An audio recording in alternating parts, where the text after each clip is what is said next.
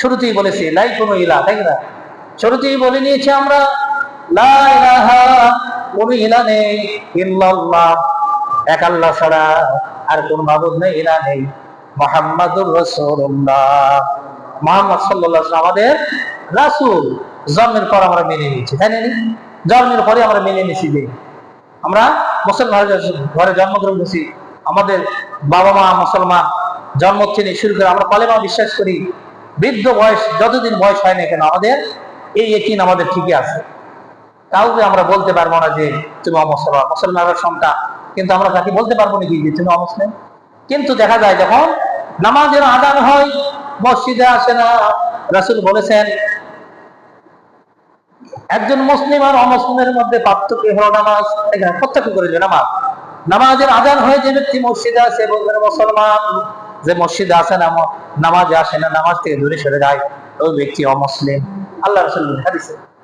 কিন্তু আমরা দেখা যায় একত্ববাদে বিশ্বাস করি, আল্লাহ এক মেনে নিয়েছি, রাসূল আমাদের নেতা মেনে নিয়েছি, কিন্তু আমরা নামাজের ধারে কাছেও আসি না, নামাজের দিকে আমরা আসি না। কারণ আয়াতের জিন্দেগি আমরা মূল্যায়ন করি না, আয়াতের জিন্দেগি আমরা কে মূল্যায়ন করি না। আয়াতের জিন্দেগির এত দাম, এত দাম আমরা জানি না, খেয়াল খুশি মতো আমরা চলি, আমরা আসলে মূল্যায়ন করি না আয়াতের জিন্দেগির কত দাম। আমরা যদি একটু খেয়াল করি যে মানুষের হায়াতের জিন্দেগির কত দাম, তাহলে আমরা বুঝতাম যে আমাদের এই 60 বছর 50 বছর জীবন পাইলাম, যেমনটা আমরা কোন রাস্তায় ব্যয় করলাম, আমরা এটা খেয়াল করি না হায়াতের জিন্দেগির কথা।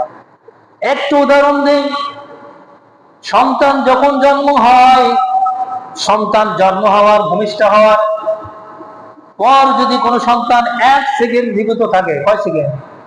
1 সেকেন্ড, 10 সেকেন্ড বা 1 মিনিট জীবিত থাকে, ওই সন্তানের কি করতে হয়? দাফন করতে হয়, ঠিক না? ওই সন্তানের জানাজা করতে হবে, ওই সন্তানের দাফন করে কার্য সমাধা করতে হবে। ওই সন্তান মুসলমান ঘরে জন্মগ্রহণ করলো, দাফন করলেন, কবর দিলেন, ওই সন্তান বাবা মায়ের জন্য নাজাতের জন্য জারিয়া হয়ে যাবে। সুবহানাল্লাহ। ওই এক সন্তান জন্য দুনিয়া এসেছে, ও 1 সেকেন্ড হলো দুনিয়াতে এসেছে, তার কিন্তু দাফন হলো, কবর, তাই না? তার অল্প সময়, ও আর যে আল্লাহ তাআলা পেশ করে, আল্লাহ আমি দুনিয়াতে হায়াত পাইনি, অল্প সময় জীবিত ছিলাম, দুনিয়াতে তো কিছুই করতে পারেনি, তাই না?